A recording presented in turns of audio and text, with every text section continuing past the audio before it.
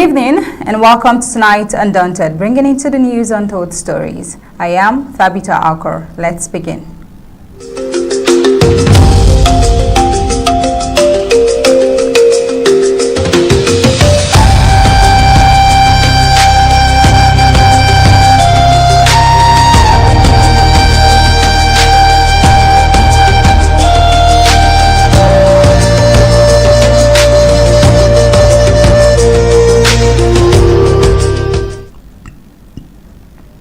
From the hills of Buea to the quiet communities of Undaunted, the home front in southern Cameroon's Ambazonia has been anything but calm. In Bokwoango, residents found themselves in a familiar struggle over land that carries history. What was once set aside for a community school years ago has now become the center of a fresh dispute. Tensions rose, protests followed. The authorities stepped in with an injunction to pause all activity, at least for now. The land has been put on hold while questions of ownership hang in the air. Not far away, in Ntumbaw, Undaunted subdivision, a more tragic story unfolded. A young mechanic, Amadou, lost his life in a violent incident reportedly sparked by jealousy and suspicion. The suspects fled, leaving behind a grieving family and a shaken community still asking how a personal dispute turned so deadly. And in Dunje quarter, Lower Mbot, fear and confusion took over the night after an attack involving suspected herders. What began as a reported attempt to take livestock quickly escalated into a violent clash between communities. And by morning, injuries were recorded on all sides, and even the animals bore the scars of the confrontation. At the same time, in Buea, attention is shifting to the court, where a legal voice is calling for the release of a detained rights defender, arguing that holding someone before trial over speech-related allegations raises serious questions about justice and due process. Now, taking all of these stories together today, the stories reflect a region where land, justice, identity, and survival continue to collide in everyday life. But behind each incident lies a deeper question that remains unanswered. What happens next when tension meets silence and Ambazonia refuses to let go of its breaking point? Well, welcome to tonight's Undaunted. Let's head on to the prime headlines.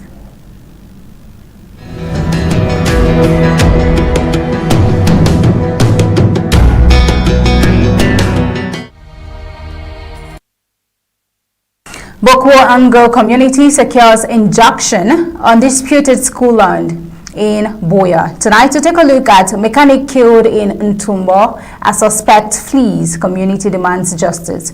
Also tonight, legal scholar urges release of detained rights defender, cites due process concerns. And tonight, on African scene, Nigeria begins evacuation of citizens from South Africa over renewed xenophobia fears. And on news across the globe, Australia opens inquiry into Bondi Beach attack, probes surge in anti-Semitism. We are all these on Undaunted tonight. With this, we head on to the full briefings of Undaunted.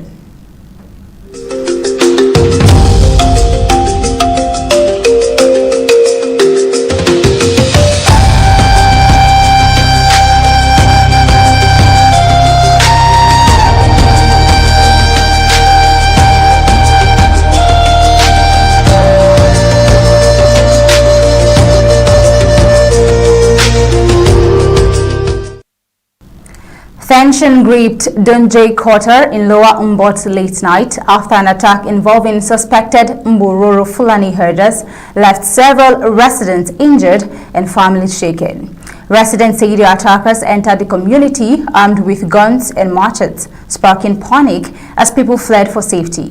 The incident is believed to have been triggered by an attempt to take goats from the area. In the chaos, cries for help spread quickly, calls were placed to nearby foe, and within minutes, locals mobilized in defense of the community. What followed was a clash that led to more injuries on both sides. By the time calm began to return, the goats at the center of the conflict had made their way back into Dunje.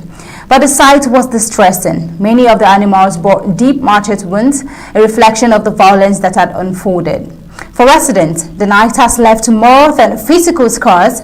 Families accounting losses, tending to the injured, and grappling with fear over what could happen next. Several victims from both Dunje and Buea are currently receiving treatment at a hospital in Ntumbaw. No official statement has been issued by authorities, leaving many in the community uncertain and anxious as they await answers.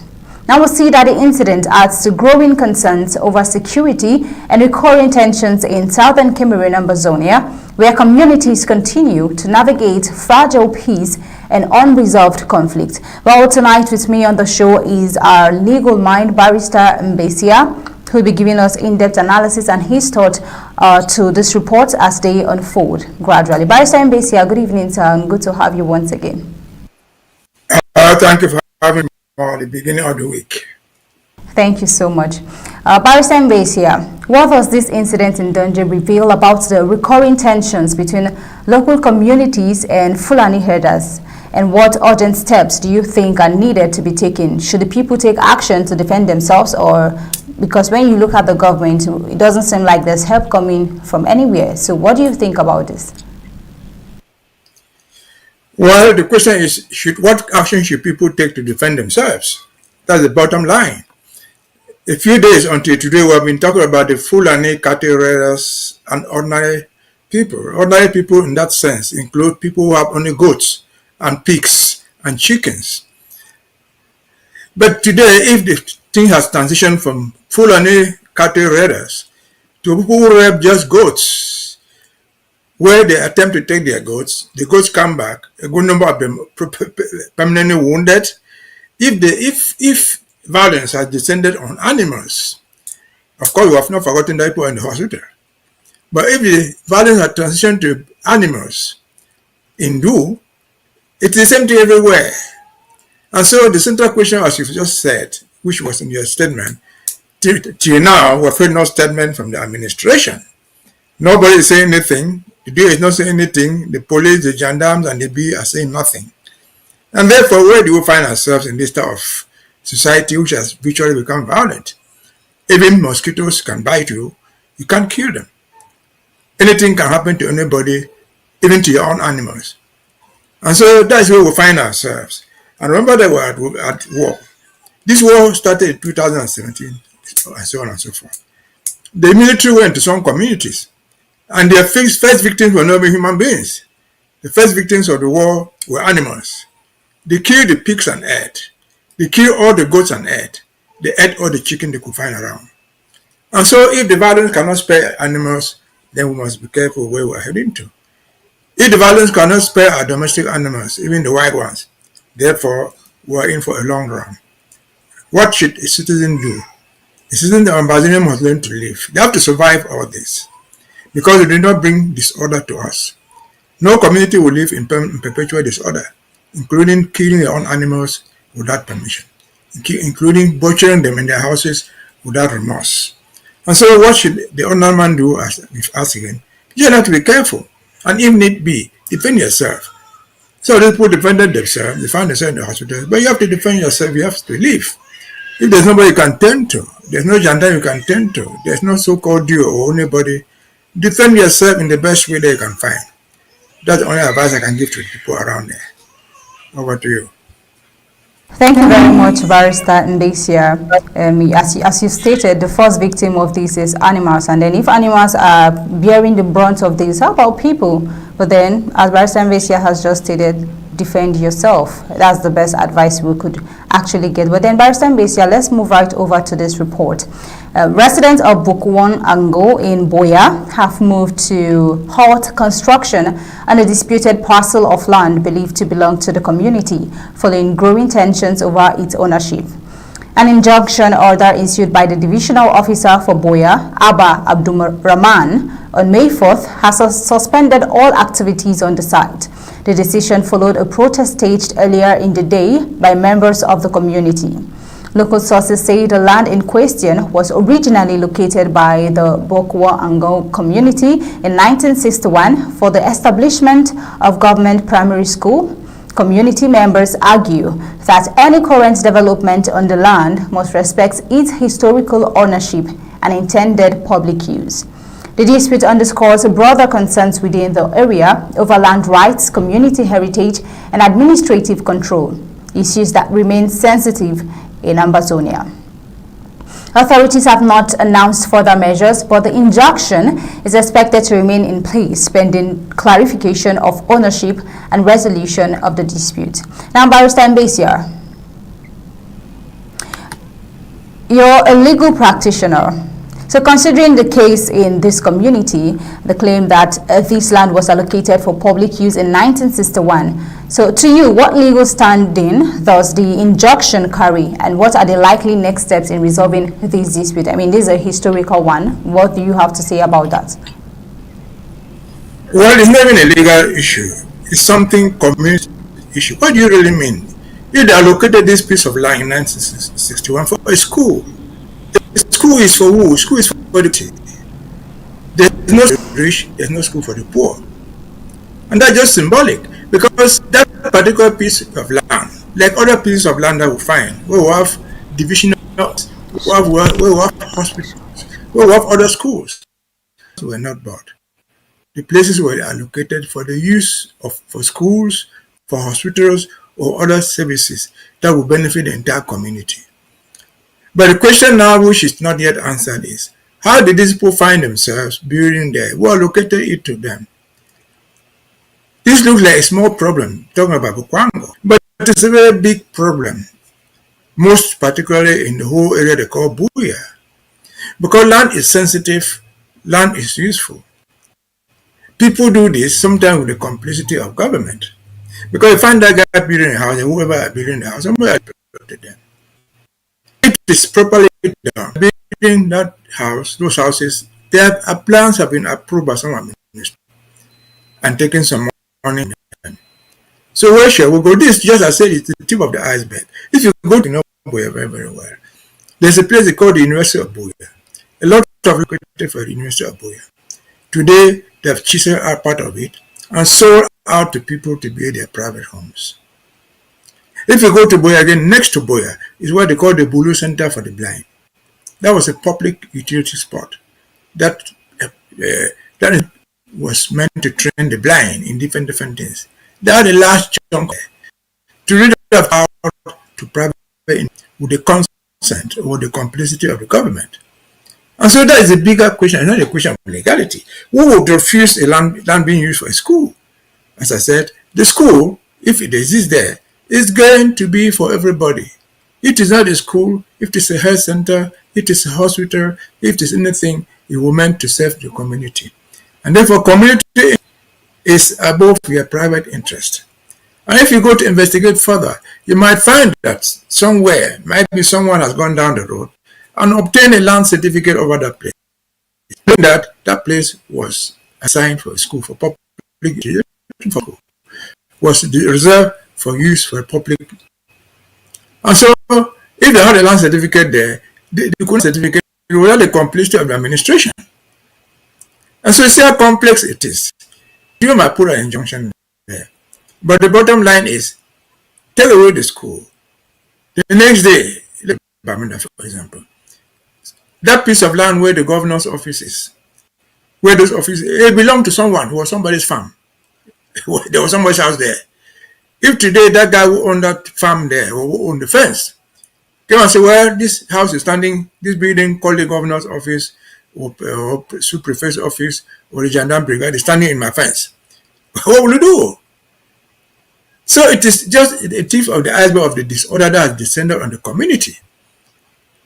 They do all that. Someone will come in with a so-called injunction. What will the injunction do? The injunction is coming from a sous-prefect. The man might have a good intention, but the next day his injunction will be overridden by the prefect. Even the prefect put one there, his own injunction will be overridden by the minister. If it is the minister, you can find a presidential decree coming to override them. And so it goes back to the bottom of what we call Ambazonia, what we call Southern Cameroonians. What we have recognized as public utility remains that.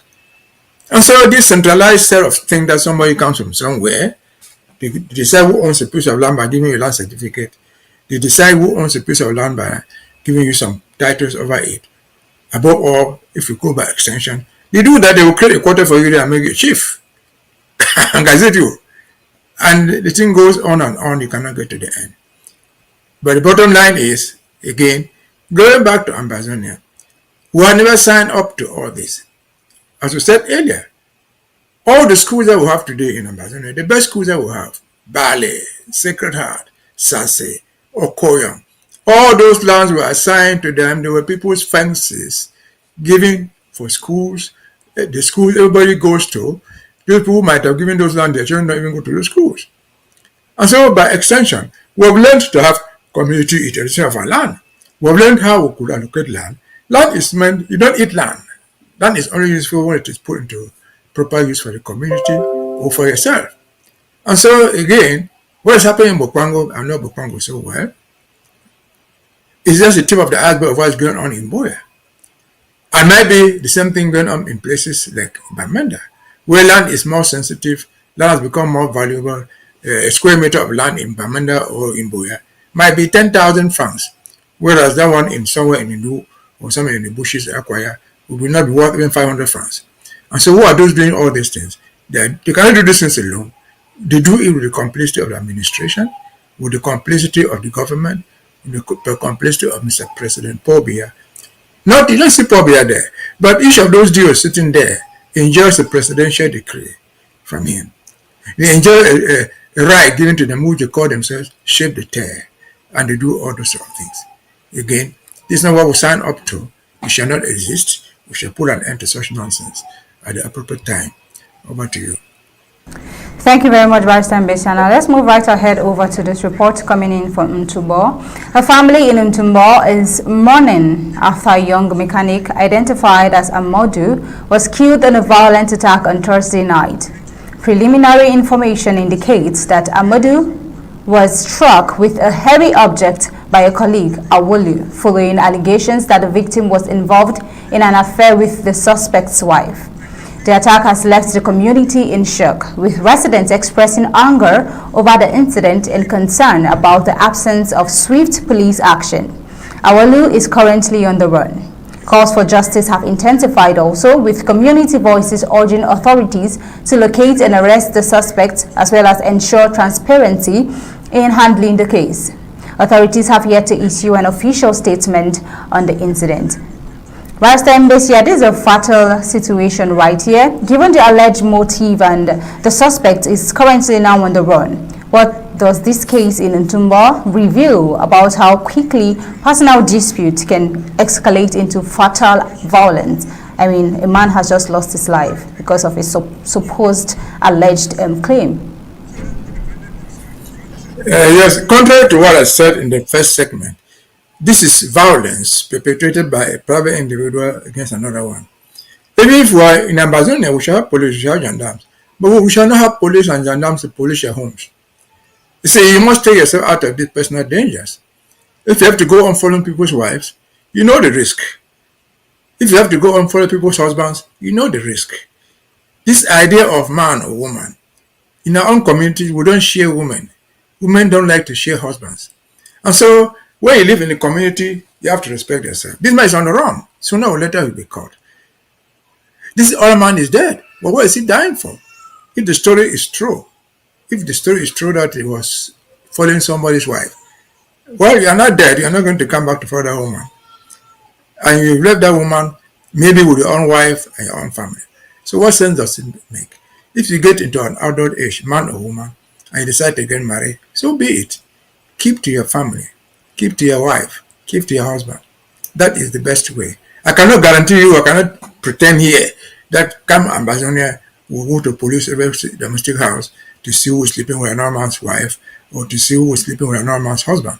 That will not happen. But we will educate people to know the dangers of those things involved. Anger over that thing, call it man or woman, is natural. It's worldwide. It's not limited to our own. There are very few communities in the world who share women. Many. Very few. This is personal.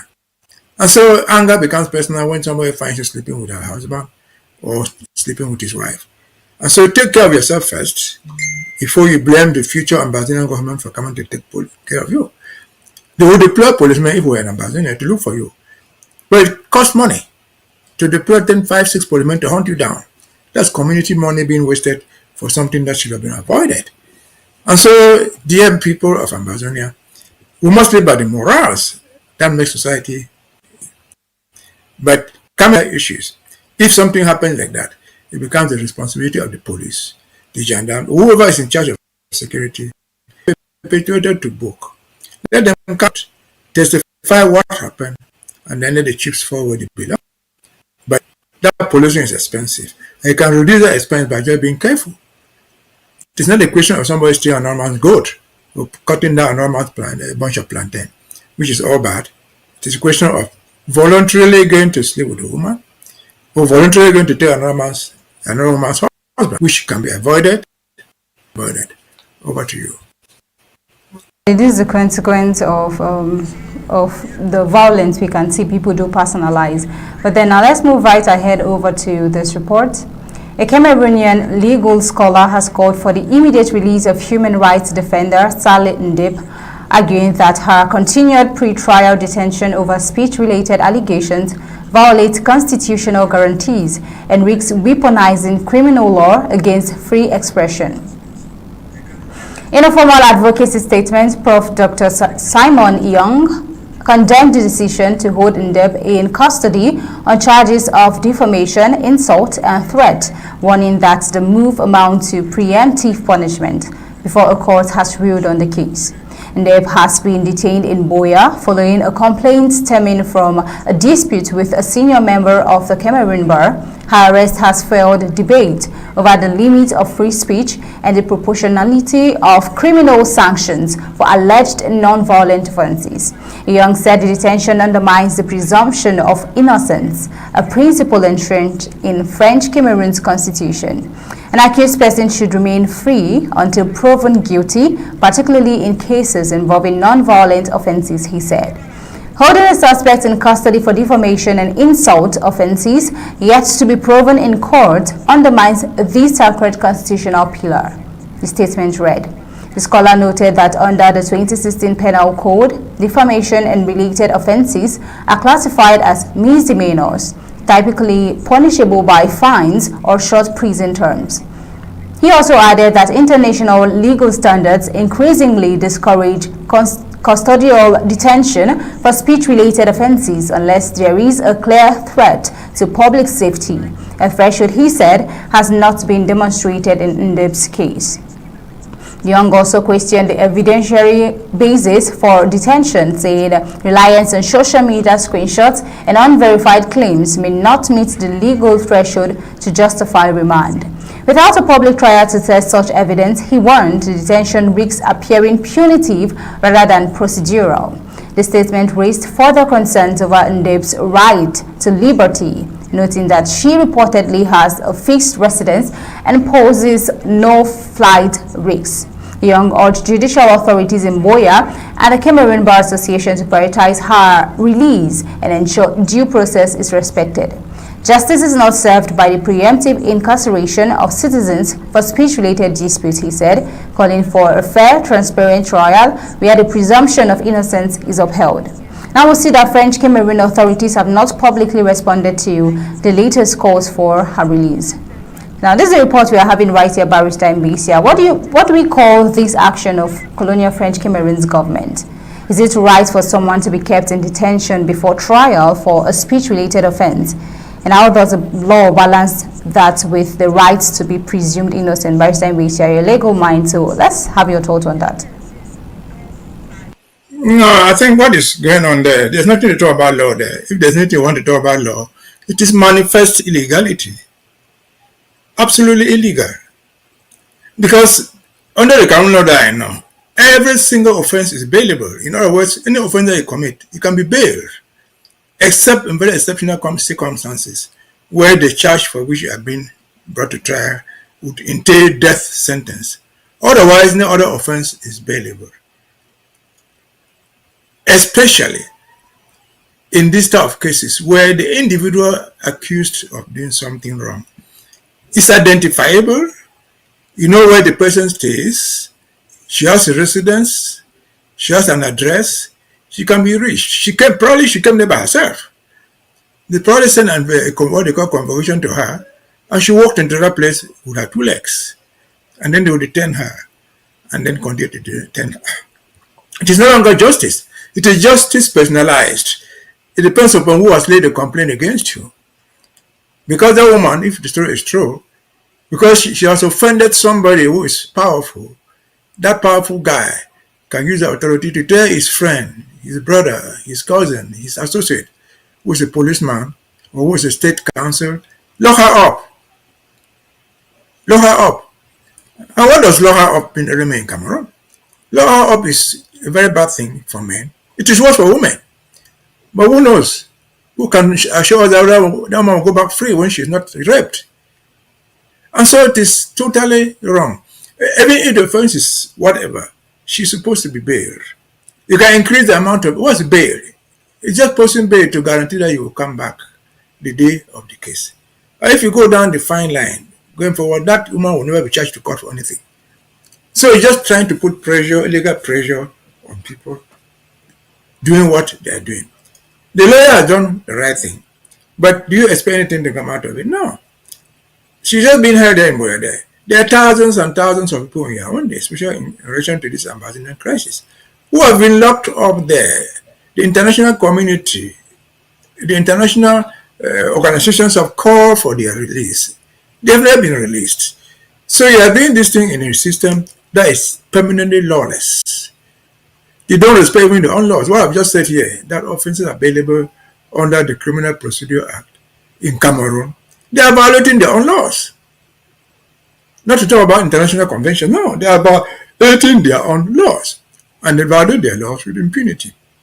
Why? Because there's no consequence. We all have meaning. One day, when a person who has ordered that lockup, be him a policeman, a state council, knowing that the accused is charging cases of honor defamation, which is bailable, until they will go down to the level where these guys who have given those orders will be held accountable. They will pay the price. If that woman remains in jail for 2 weeks, even for 1 week, she has lost a lot in her own reputation. She has lost a lot economically. She has lost a lot in her life. And therefore, she has to be compensated for. Who has to compensate her? To me, not the treasury. The guy who ordered the arrest. If the compensation, everything has to be reduced down to money. If her loss, in terms of economic, in terms of reputation, can be equated to be, say for example, 500,000. That man who gave that order should pay it. If you don't pay it, you take a writ of forfeit on the person, sell his house, sell his car, or whatever thing he has to pay that. Until then, those having the authorities to lock up people know that there's a consequence, that they are doing something wrong. Because instead of the city there, they sold his car if he has one, to pay for that woman, or they sold his house or anything that he has, even simply his umbrella. You would have realized that he will go back home, he has no pots in his house to cook with. His wife will realize that the husband has been living on illegality. But until he goes down to this level, we're wasting our time. Because again, this is a very small one, only in Buea. There are thousands in Yaoundé, there are thousands in Douala. Even that Buea there, the prison is full of who? People were just detained for doing nothing. Forever and ever, for years and years. When they want to set you free, they let you go. No question asked. They will not even ask who brought you there. This is a poem we know her story right now. We have also known story just a few years back or months. There was a guy called Moja who arrested women in the street. He arrested a woman there who got birth in prison. That man has never gone to any prison. Moja has never been held accountable. He's roaming the streets in Buea. What sort of country is that? He was in there with government arms. He had a government arm with him. He claimed to be a soldier. He was a soldier. And so if impunity has gone to this level, what else can we expect? Can we ever repair this loss? Very difficult to repair, but it's never too late. Especially for Ambazonia, we will get free. Those of us who survive these tortures, who survive the dilemmas, will have a story to tell. Over to you. We have a story to tell, Barrister Mbeseha, and it's never too late. Thank you so much, Barrister Mbeseha, for joining us tonight on the show. Well, this is where we'll let you go, so we'll head over to the rest of the news. Thank you for having me. Thank you, Barrister Mbeseha. So we'll head over to news coming in from the globe.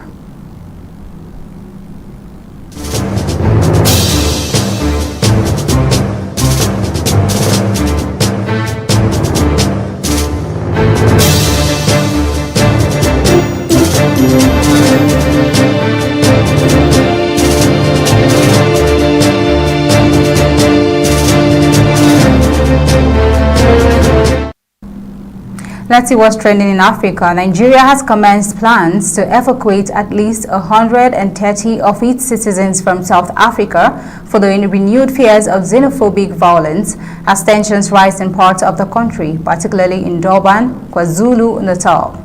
Government officials confirmed that the figure could increase as more Nigerians indicate willingness to return home under a voluntary evacuation program already being arranged. The move follows reports of growing threats and isolated attacks targeting foreign nationals. Many of those registered for evacuation are based in Durban, where anxiety has intensified in recent weeks. Authorities describe the evacuation as a precautionary measure aimed at protecting citizens who feel unsafe amid rising anti-immigrant sentiment. While Nigerians in affected areas have been urged to remain calm, concerns persist, with some already making preparations to leave. South Africa has a documented history of xenophobic violence, often linked to economic hardship, unemployment, and perceptions that migrants compete with locals for limited opportunities. Nigerians, a significant part of the migration population, have frequently been among those affected.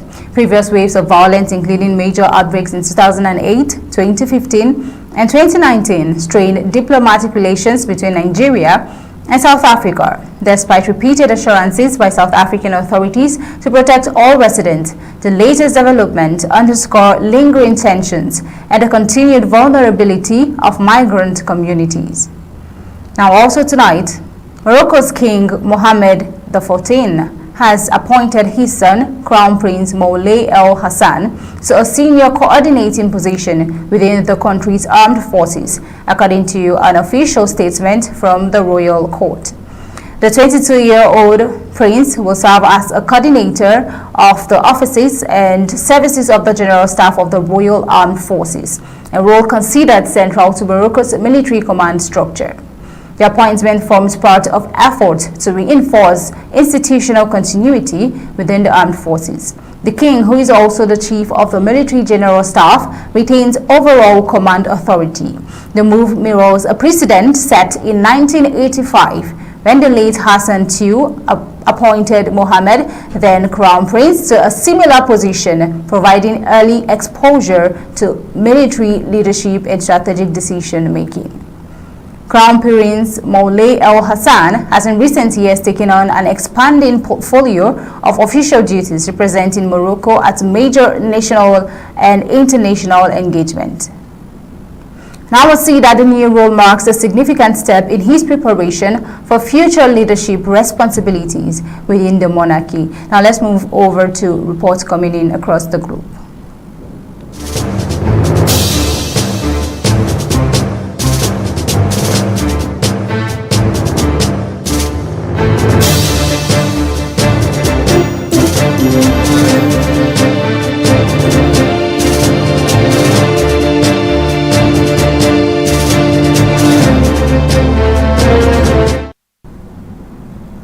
Australia on Monday opened public hearings into the deadly Bondi Beach attack, with early proceedings focusing on a reported rise in anti-Semitism across the country.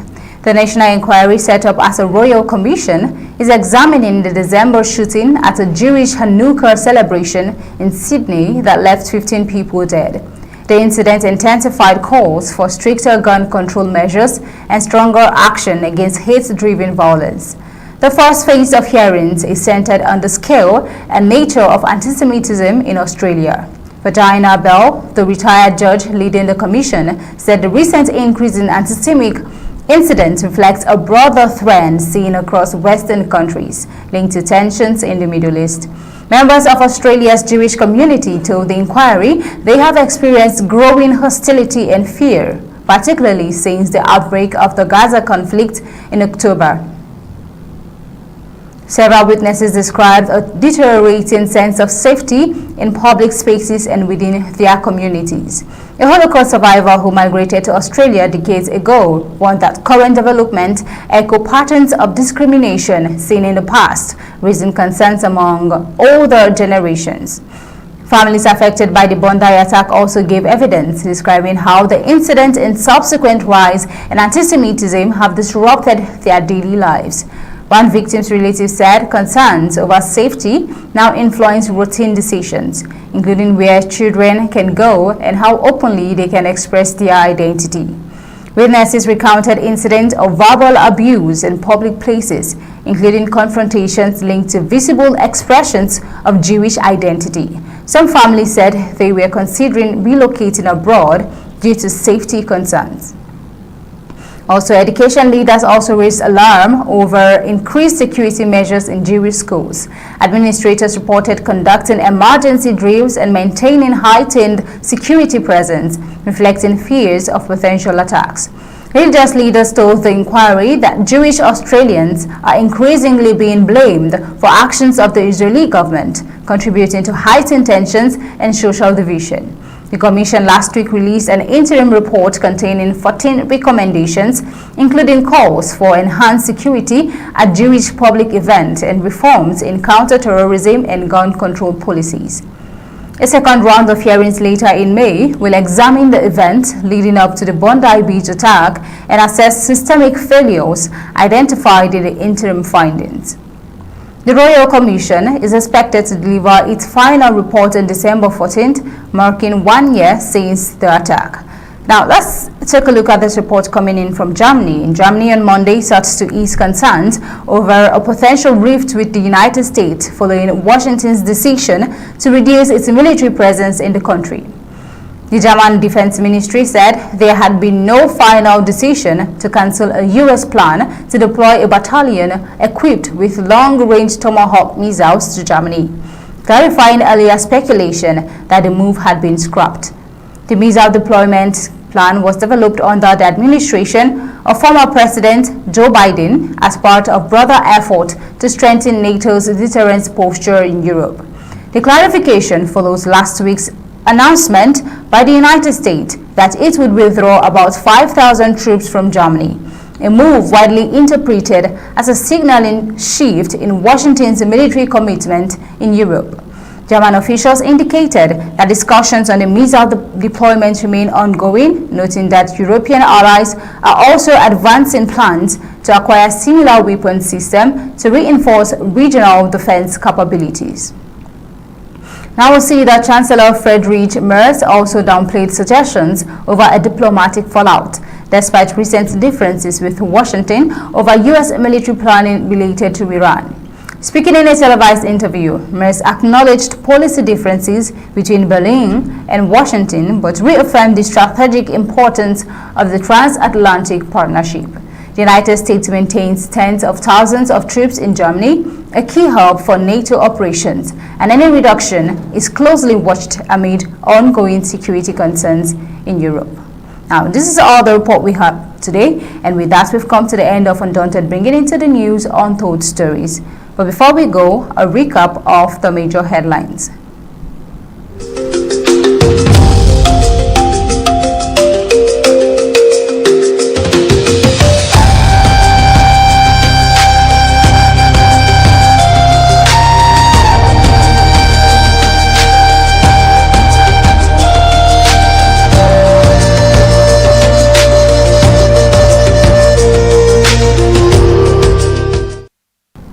Tonight, we took a look at night attack in Dunje, residents injured as clash erupts over goat.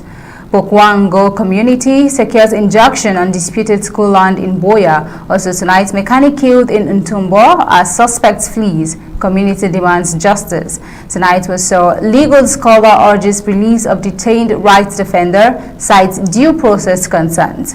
And on the African scene, Nigeria begins evacuation of citizens from South Africa over renewed xenophobia fears. And in the rest of the news across the globe, we saw Australia opens inquiry into Bondi Beach attack, probes surge in anti-Semitism.